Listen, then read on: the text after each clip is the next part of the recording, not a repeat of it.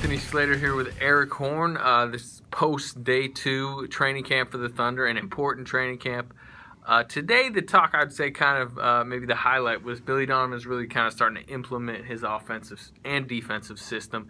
They're not giving any specifics, what kind of stuff he's doing, but it's concepts that are a little bit different. I mean, Russell Westbrook even admitted this is, it's different than Scott Brooks.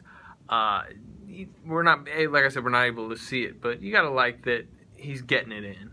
Yeah, it was interesting talking to Billy, particularly when I was asking him about some of the differences between college and professional shooting, and it's going to take some time, and it's good to see the candidness of the players and the coach, and that it's going to take some time, and I guess now it's up to the fans to understand. Yeah, he talked about the corner three, and the difference between the college game and pro game is just the emphasis on the corner three, which is the short three in the NBA. And, his offensive system, how he can adjust it so they exploit it offensively. And defensively, he's never had to guard it as, tightly and really worry about one part of the three, not just the entire three. So I think that's kind of important. We also talked to Enes Kanter a little bit today. He talked about how he's trying to help himself defensively. You're writing a little bit about, you're writing about that tomorrow. Give us a little sneak peek, kind of a little bit of what you heard from Enes today. Well, I thought Enes was great in that he kind of went into some specifics about what exactly he worked on this summer. Yeah. There were some questions about how much he was going to be doing after coming off of that knee scope at the end of the season. Yeah, it sounded like it was something with his meniscus. It said it sidelined him 5 weeks. Yeah, but he also said that it wasn't something that was bothering him during the season. It was just something that they kind of found after the season doing a checkup. Yeah. And I thought it was very interesting of him to say that he's been working on his legs. And he was kind of vague about it at first. Yeah, he was, and you asked him a little bit more, and he's talking about kind of like leg strength, core strength, movement, and different stuff like that. But that's when you watch film on him last year. That is an issue. Yeah, it's just the way he's just kind of got some feet at times, especially when they're running pick and rolls and point guards are kind of trying to exploit him. And that's probably going to be one of the key things for him this year is lateral movement. And granted, he's going to have people next to him like Serge Ibaka and Kevin Durant that can help him in that regard. He's got to get better individually, and it looks like that's what he's been working on this summer. Now let's go to Billy Donovan and Enes Kanter and see what they had to say after practice.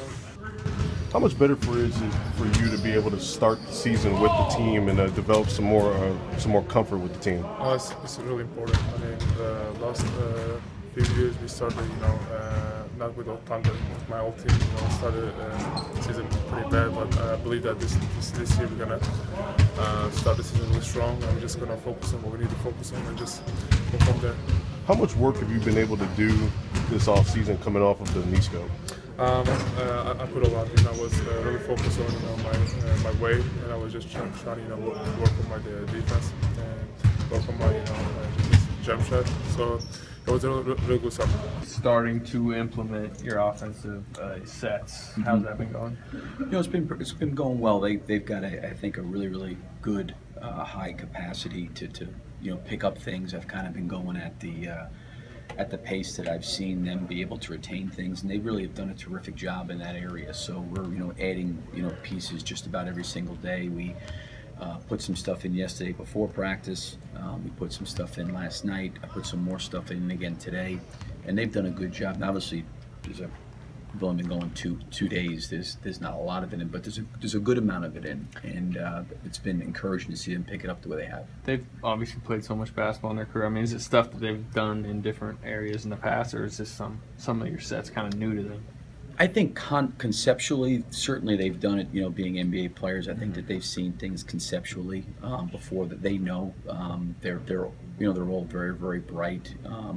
Certainly the veteran guys who've played in the league for a long time, and they know different movements, actions, concepts. They pick them up. So they've been, from that standpoint, I don't think it's a situation where they're looking at it and saying, hey, this is totally foreign to me at all.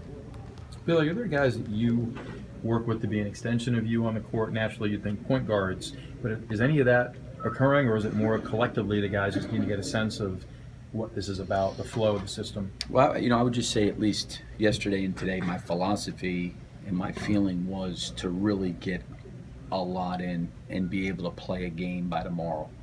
Okay, I'm not saying that we would do anything well, okay, but to at least have the shell and the concepts where there's underneath out of bounds, there's side out of bounds, there's half-court offenses. Our defensive system is in pick and roll coverages, packages, those kind of things. So, like if we had to play a game right now, there would be some things they could go to. Now, the execution piece of it and all those kind of things, we'll have to work on that. But I've kind of the first 2 days have given them and thrown a lot at them, so we can obviously start to get back to working on the parts of those things. Billy, watching some of the college game and watching some of the professional game, have you seen a difference in what constitutes what a good shot is in college compared to what a good shot is in the pros? Well, there's such a premium on corner three-point shots in the NBA, whereas the college line is equal distance all the way around. So you're never really of the mindset that, hey, listen, we got to take away a certain part of the floor defensively as from the three-point line. I think the other thing too is, in college defensively, a lot of times you're in a lot of full rotations, where you're taking potentially a front court player and running him to a perimeter player, because of the defensive rules and. You can stand in the lane, you can come all the way across and help. There's no defensive 3 seconds. All those things play into some of the things that you can do defensively in college you just can't do in this level. So I'd say the three-point line, clearly the corner threes are really, really important. And then I think the numbers, if you look at the numbers and the way they kind of play themselves out, those fouls, free throws, getting points from the free throw line, offensive rebounds, points in the paint at the rim, and then the three-point line. I think most teams defensively are designed to try to have teams take 2-point shots, challenge 2-point shots. That's most teams' goals. Who's the best defensive stopper you ever coached in your time at Florida, wherever? The two best guys I had was Justin Hamilton, who was from Sarasota, Florida. He was really, really gifted and talented. And then Scotty Willikin a couple of years ago. Those were the two best guys. Andre Robertson, that's kind of what his role is pegged to be. You haven't dealt with him a ton, but just what have you seen from him? Well, I think the one thing with him is he's got great range. He has great length. He has size.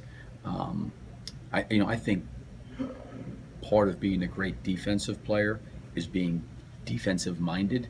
And I think he's a defensive-minded guy. I think he knows that, with the offensive players on this team, that he's not going to probably be a primary option offensively, but there's other ways that he can impact the game. He's a really good transition player. He gets out and runs the floor very well. He's long. He can offensive rebound.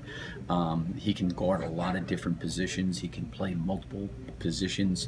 So he's extremely versatile in a lot of ways. In the past, Scotty kind of pegged him as, he's guarding the two guard. He was always guarding the two guard. You mentioned right there he can guard a lot of positions. Do you expect him this year?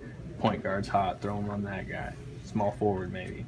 Well, I think that he's got the versatility and the ability to guard a lot of different guys, and I could see that, that happening in certain situations. I think Russell's got is a great defender as well with his size and strength and just his foot speed and quickness. Obviously, the way Serge has defended the basket and shot blocked. Steven Adams the same way. I think Kevin, with his length, I believe we can be a very, very good defensive team. Andre, was one of those guys from a versatility standpoint that if he did play small, he could probably guard a power forward. You could put him on a point guard, a two guard. You could play him on a small forward. That's the one thing I think is very unique about him is you can move him around defensively.